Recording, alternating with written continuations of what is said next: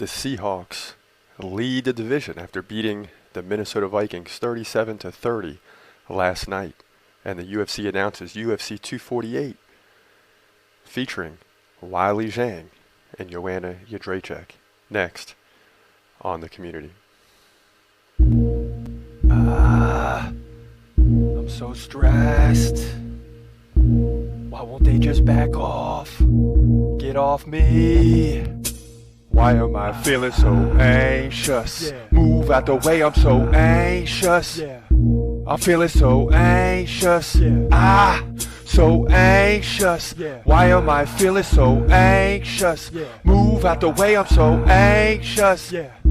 I'm feeling so anxious, so anxious, so anxious. I keep talking, just listen. Going for a ride on an endless mission. Got tickets, free admission. Feeling so sick, can't wait for intermission. Shouting back and forth, it's always fun, never bored. But I'm so stressed all the way to the core. Don't say a word, check your feelings at the door. Sounding kinda crazy, can't be here no more. Fucking with the devil, yeah, I'm on a higher level. Dance around the stage like a fighter in a cage. Feeling so trippy, do you mess with that sticky? That sticky yicky yicky got me feeling so trippy. Why am I feeling so anxious? Move out the way, I'm so anxious. I'm feeling so anxious.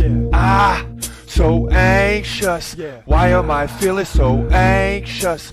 Move out the way, I'm so anxious. I'm feeling so anxious, so anxious, so anxious. Social anxiety, it keeps stressing me. All these people want control just like the enemy. Moving so steadily, in and out of everything. Living in a nightmare, but I will escape Freddy Krueger, Lex Luthor, don't let them screw ya. Living on the edge, take a flight, I never knew ya. Fighting all this pain, I'm like going insane. Living on the edge, I like dancing in the rain. I know I make no sense, but I like it that way. Disciple of Christ, yes, He is the way. Throw your hands up if you feel this way. Jesus Christ, soldiers, make some noise today. Why am I feeling so anxious? Move out the way, I'm so anxious. I'm feeling so anxious. So anxious. Why am I feeling so anxious? Move out the way, I'm so anxious. I'm feeling so anxious, so anxious, so anxious.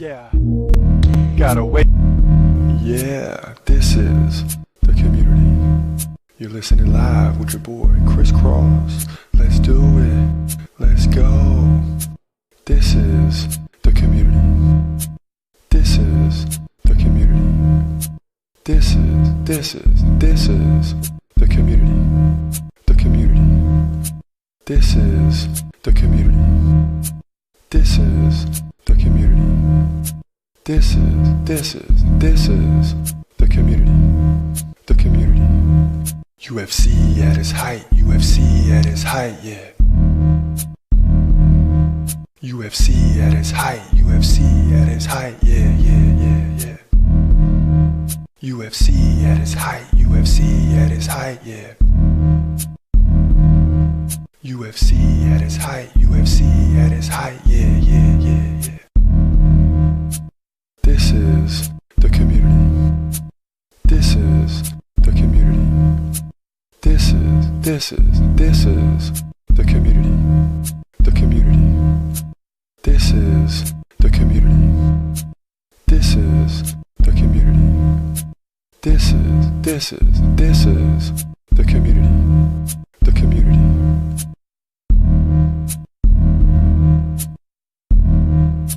Now both fighters coming in. Now Robert Whitaker's down after getting punched. He's in trouble, and the ref stops it. That's it.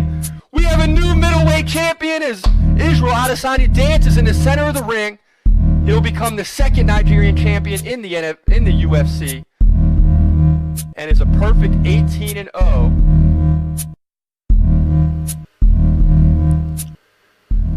Welcome to The Community. I'm your host, Chris Cross. This is episode number 110. Last night, the Seahawks get the win 37-30 over the Vikings and move into the lead position in the NFC West, tied with the San Francisco 49ers at 10-2. But if you remember, They beat them head up and therefore own the tiebreaker. Those two teams will face off once again, which will probably decide the division title and home field advantage for at least 1 week in the divisional round of the playoffs. The loser will likely go on the road and have to play the Cowboys or the Eagles, depending on who wins the NFC East. But last night, the Vikings looked good in the first half, leading 17-10. Kirk Cousins played very well. Vikings defense playing fairly well in the first half, but then in the second half, the Seahawks explode for 3 touchdowns and a field goal for 24 unanswered points, and that doomed the Minnesota Vikings. They control possession for most of this game, and I think, if I'm correct, the Vikings only had 21 minutes of control time, meaning the ball in their hands. And the Seahawks completely took the Vikings out of their game. And the defense really, which is the head coach Zimmer's specialty, completely faltered in the second half. Russell Wilson, 21 of 31, 240 yards, 2 TDs. You saw he had that interception for a touchdown that got hit by a defensive lineman, knocked straight up in the air. Russell Wilson comes up and taps the ball forward, and it's picked off and returned to the house. But after that, it was all Seahawks from that point on. Kirk Cousins, again, played pretty well, 22 of 38, 276 yards, 2 TDs, 1 interception. So both quarterbacks had similar games, except Russell Wilson's completion percentage, 21 of 31, just a little bit better than Kirk Cousins, 22 of 38. Carson went over 100 yards, 102 yards, 1 touchdown on 23 carries, and then Metcalf had 6 receptions for 75 yards. And again, the Seahawks just controlled the clock, played a very good game, and now lead the division. And it's very interesting because the 49ers started out the season undefeated for a while, I believe 9-0, have dropped 2 of the last 3 against 2 good teams, nonetheless, the Ravens and the Seahawks. And now the 49ers will have to go to Seattle and win in Seattle if they're going to claim this division. And it's just remarkable because it seems like the Seahawks have gotten to 10-2 very quietly. But now that they are 10-2 and lead the division, even though it's tied, they still control the division. Both teams control their own fate, if you will. Whoever wins that game, that team will likely win the division. So both teams can still control their own destiny and getting at least a number 2 seed in home field advantage and a bye in the first week, and then home field advantage in the second week. Should they win this division, and if they can continue winning, whatever team wins this division could easily get home field advantage throughout, as there are 3 teams in the NFC tied at 10-2. There's 2 teams in the AFC at 10-2. So we have 5 teams sitting at 10-2 in the NFL right now. So you can't tell me the playoffs won't be exciting this year. The other 2 teams include the Patriots and the Ravens, both sitting at 10-2. So the playoffs will be very exciting, but right now between the 49ers and the Seahawks, the winner most likely getting home field advantage and a bye, at least in the first round of the playoffs in the first home game, if they don't get home field advantage throughout and get the number 1 seed. But the loser very easily could be 11-5, 12-4, 13-3 even, and have to go on the road most likely to an 8-8 Dallas Cowboys team, maybe 9-7, or if the Eagles can win out or win 3 out of 4 and get the division, the 49ers or the Seahawks will be going on the road probably against an 8-8, 9-7 team in either the Eagles or the Cowboys. And should they win that game, very well could happen that the Seahawks and the 49ers could play again in the second round of the playoffs.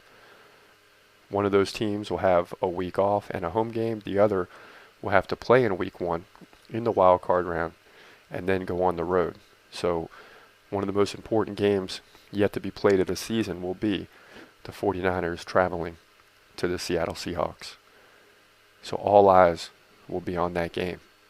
And unfortunately for the 49ers, starting out at 9-0, you lose that game to Seattle on the road, and you've had a remarkable season, but nonetheless, Even if you get 12 or 13 wins, you got to look at it like the 49ers could be sliding. Even though that's hard to say, but they could be sliding if they don't win that game against the Seahawks. And then they'll have to probably go to Seattle once again in the playoffs and get a win there should they lose this regular season game at Seattle. So a lot to be played for in the next 4 weeks. But San Francisco at Seattle, certainly the game of the year right now left on the schedule for the regular season among the entire NFL. All eyes will be on that game. And if you saw the first game, the 49ers led throughout and faltered at the end. So, you know, can the 49ers go into Seattle, one of the loudest stadiums in the NFL, and get the win there? We'll find out. Then you got Richard Sherman now playing for the 49ers, and will have at least 1 or 2 battles left against his former team, the Seahawks. So big storylines coming out of the NFL for these two teams. The NFC West is on fire with 2 teams tied at 10-2. But great game last night. Credit the Seahawks for getting the win. And you saw the little dance last night by the Seahawks. Again, there you see the Seahawks 10-2 doing the dance after David Moore's long touchdown, much to the delight of the Seattle fans. When we come back from this quick break, we'll discuss UFC 248, which has just been announced, the Women's Strawweight Championship on the line between Weili Zhang and Joanna Jędrzejczyk. And we'll talk about the chances of Jędrzejczyk to win that fight against Weili Zhang, who has won 20 straight fights and is 20-1 right now in the UFC. So stay tuned. We'll be right back after this break. Join us live for UFC 245, what is expected to be one of the best pay-per-view events of all time. Here's why. You have 3 championship fights on the line.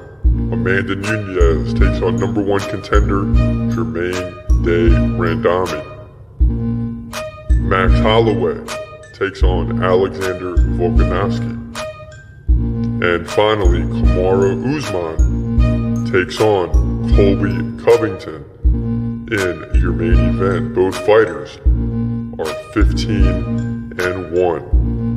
This should be a great event to see or hear. So if you don't have the pay-per-view event already booked, make sure you join us live on the channel and be sure to subscribe for UFC 245 live coverage. This your boy Chris Cross, and you're listening to The Community.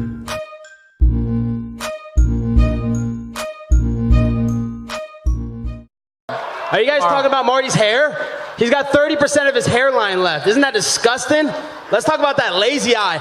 Donald Trump's putting all the people in America back to work. Unemployment's at an all-time low. Let's switch it up. Put that lazy eye back to work. Shut up. Let me talk. Shut up. No one wants to hear you talk. They came for me, buddy. Come on, bro. Don't talk, man. No one wants to hear you talk. Every time you talk, a pay-per-view goes out the window. Shut up. No one wants to hear you talk, bro. You're boring. Shut up. No one gives a fuck about you. Shut up. No one gives a shit, man. Not even your daddy. But don't worry, I'm going to be your daddy on December 14th.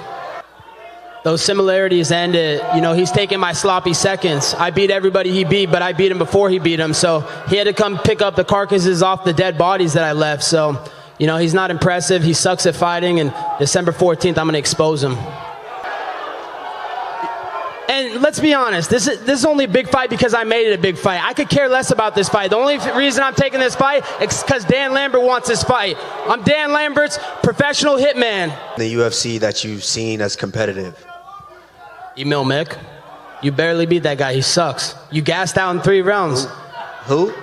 Exactly, Emil Mick, a guy that nobody cares about. You gassed out in 3 rounds.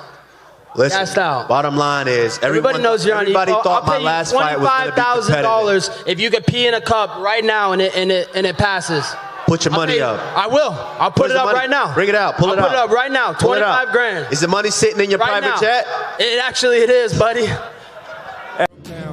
Oh yeah, I'ma worship ladder, I don't give a fuck. Oh yeah, Fuck you motherfuckers, got a problem with it. oh yeah. Something about your ways tell me you's a bitch. I'm bouncing up and down in your face like a pogo stick. Boing boing, Preaching about my soldier status, that's what's up. beep beep, Chilling in my Bentley with my roof up. beep beep. Cruising down your township, glancing, staring all the way to the grave. Living life for the mothership. Yeah. His blood dropping, making all the evil go away. Hey. Trusting in your Christ, Yahweh, he don't play. Hey. It's like living life on an island all day. So place your negative ways on display. Hey, tear down the wall. Hey, Tear it down. Hey. I only wanna worship one thing, that's His crown. Hey. Tear down the wall. hey, Tear it down. hey, Tear it down. hey, Tear it down. hey, Tear down the walls. hey. Welcome back to the community. This is your boy, Chris Cross. A few months ago, Weili Zhang at UFC Shenzhen won the women's strawweight championship belt against Jessica Andrade, and she beat her quickly and easily by knockout. And it was not so much a shock at the time. She had won 19 straight fights. She's fighting at home. Very difficult situation for a champion such as Andrade to be in. And even though I predicted her to win, it still came as a little bit of a shock when it actually happened.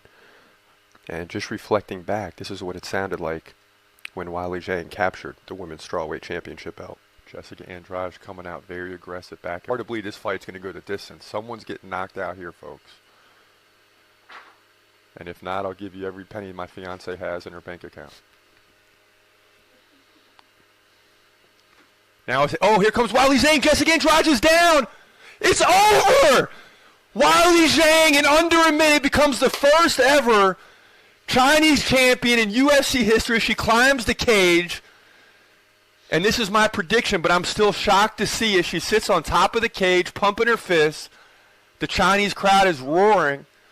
They're pulling out video cameras, taking pictures, photos, and Weili Zhang in China, the number 6 contender, you hardly ever see this, wins her 20th straight fight. She's 20-1, only lost her first fight ever in MMA.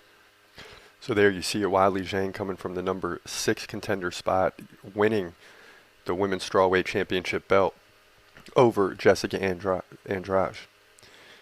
And this belt has switched hands several times between Jędrzejczyk, then to Rose Namajunas, then to Jessica Andrade, and now to Weili Zhang. So the UFC has now scheduled Jędrzejczyk versus Weili Zhang for UFC 248 on March 7th. And why not? This belt has been shifting hands. Jędrzejczyk, the longtime women's strawweight champion, now has her second opportunity. She lost to Rose Namajunas to lose the title, fought her again, lost a second time, and now she'll get her second opportunity to get her belt back. And the question is, will we see a merry-go-round of the women's strawweight championship belt? This will be the 4th time it would change hands, if it did so, inside of the last 2 years. And I don't believe that will happen. I don't think Jędrzejczyk has much of a chance to win this fight. In fact, it's very important for her to win this fight, because if she doesn't, she risks losing 4 of her last 6 fights. Most recently, she did beat Michelle Waterson by unanimous decision on October 12, 2019. So she'll be fighting inside of 4 months. Well, 5 months. 4 or 5 months, off the top of my head, in between fights. And before that, she lost to Valentina Shevchenko, but who hasn't, right? She did beat Tisha Torres before that, so she's won 2 of her last 3 fights, all going decision. And credit Jędrzejczyk for going to a decision with Shevchenko, because not many people have done that. Most fighters are getting knocked out or submitted by Shevchenko. Before that, she lost 2 in a row against Rose Namajunas, including her first fight ever on November 4th, 2017, when she lost the championship belt. Prior to that, she defended the belt successfully for a while, including 5 straight defenses of the women's strawweight championship belt, which she captured on March 14th, 2015.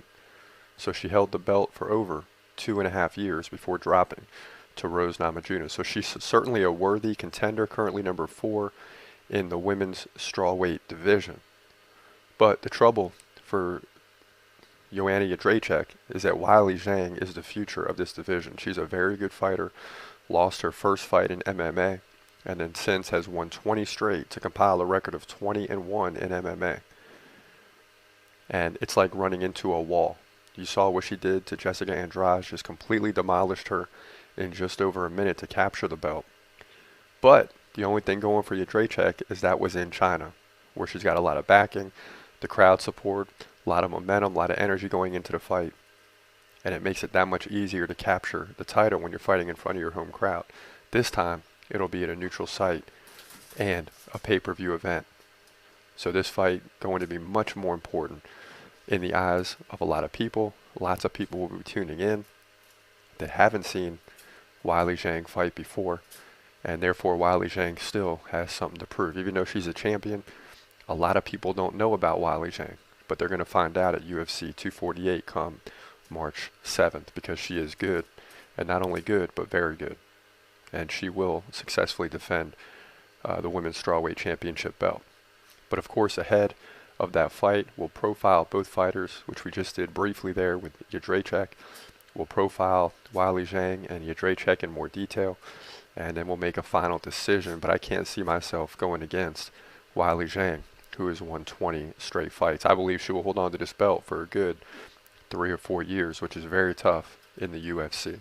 And we now have 3 women, should Amanda Nunes win next week at UFC 245, but we have 3 women that rule women's MMA and UFC as a whole. And that's Amanda Nunes, Valentina Shevchenko, and now Weili Zhang. And it's very possible that these 3 fighters will all have matchups in the near future.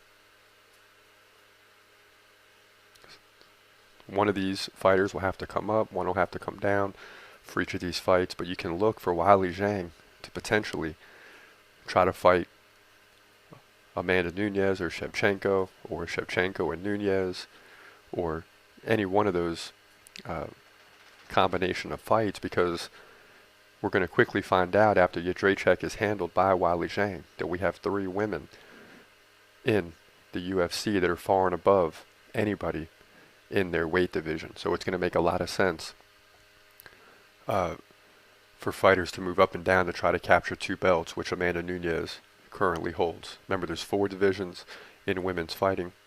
2 of those belts are held by Nunes, 1 by Shevchenko, and 1 by Weili Zhang. And after the next couple of weeks, and then UFC 248 on March 7th, we should see again that 3 women control their divisions. And now we're going to have to set up some super fights and push for those if we're the UFC. And those people waiting, those women fighters waiting to contend for these divisional belts are going to be put on hold, especially after Nunes beats Germaine de Randami and Weili Zhang beats Joanna Jędrzejczyk. We are certainly heading toward a direction of super fights, and it's going to be interesting to watch anytime 2 champions in separate divisions go at it.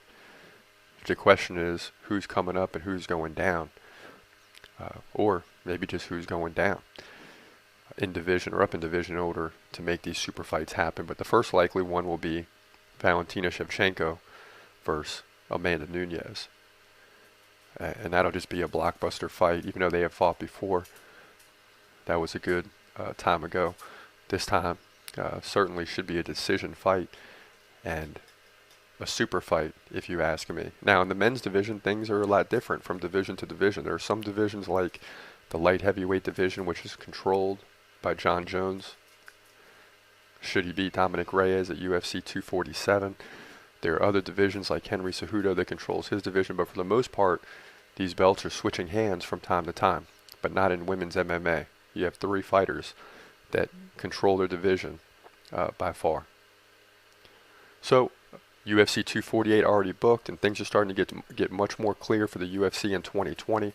You remember just a week ago there was some confusion if McGregor and Cerrone would fight at 246. Now that that's booked, we know that that's 246. John Jones, Dominic Reyes, 247. Weili Zhang, Joanna Jędrzejczyk, 248. And then, of course, more than likely, UFC 249 coming on April 18th between Khabib and Tony Ferguson. So all of a sudden, 2020 is starting to take shape. A lot of storylines already developing. And we should expect to see Francis Ngannou, too, at some point in the heavyweight division, get a title shot, should he win his next fight, most likely, against Alexander Volkov. And that will probably take place in France, which is just began allowing MMA as an official sport. It's been illegal in France up until recently, and I'm not even sure if that has passed yet, but there will be a UFC France coming, more than likely a fight night at some point this year. And you can expect Francis Ngannou to headline that and fight Alexander Volkov, who has already stated that he'd love to beat Francis Ngannou in front of his home crowd. And what type of victory would that be for Volkov? I just can't see it happening. But UFC France coming early in 2020, and we'll have to wait for an official date on that. But that's today's show. You're listening to The Community. I'm your host, Chris Cross. We'll see you tomorrow with more information. We'll get into a little bit of college football and who is most likely to lose in the championship games this week as 5 or 6 teams vie for the 4 playoff spots that are available and will be decided upon this Sunday. That's today's show. Have a great day, and God bless. Peace. This is The Community. You're listening live with your boy, Chris Cross. Let's do it. Let's go. This is The Community. This is The Community. This is The Community. The Community. This is The Community. This is The Community. This is The Community. The Community. UFC at its height. UFC at its height, yeah. UFC at its height. UFC at its height, yeah, yeah, yeah, yeah. UFC at its height. UFC at its height, yeah. UFC at its height. UFC at its height, yeah, yeah, yeah, yeah. This is The Community. This is The Community. This is The Community. The Community. This is The Community. This is The Community. This is The Community. The Community.